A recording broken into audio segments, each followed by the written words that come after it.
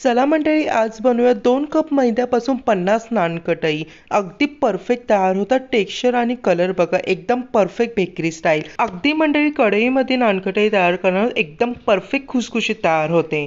नानकटाई तयार करण्यासाठी अर्धा कप इतकं आपल्याला साजूक तूप छानपैकी परातीमध्ये काढायचं आहे. तसंच त्यामध्ये 1 कप इतकी पिठी साखर ॲड करायची आणि छानपैकी मिक्स करून घ्यायचं आहे.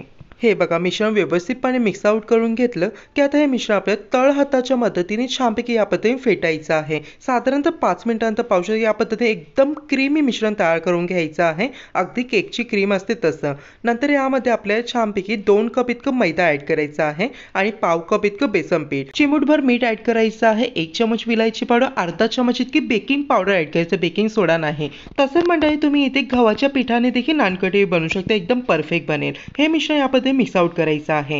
हे बघा, मिश्रण छानपैकी मिक्सजीव करत या पद्धतीने गोळा तयार करून घेतलेला आहे. मिश्रणामध्ये साजूक तुपाचं प्रमाण व्यवस्थित असलं ना, या पद्धतीने परफेक्ट गोळा तयार होतो.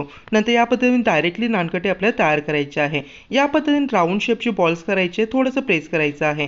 सुंदर अशी नानकटे तयार होते. त्यावरती गार्निश मनपसंत आपल्याला ड्रायफ्रुट्स लावायचं आहे. आता ज्या प्लेटमध्ये नानकटे करायचं त्याला छानपैकी साजूक तुपाने आपल्या या पद्धतीने ग्रीस आउट करायचं आहे. नंतर या पद्धतीने आपल्याला छानपैकी थोड्या थोड्या अंतराने नानकटे अरेंज करून द्यायचे आहे. सो नानकटे बेक करण्यासाठी रेडी आहे. आता लो फ्लेम वरती कढई ठेवून कढईमध्ये स्टँड ठेवून छानपैकी नानकटेची प्लेट ठेवून नानकटे आपल्या प्लेटने कव्हर करून देऊन लो फ्लेम वरती 15 मिनिटाकरिता बेक करायचे आहे.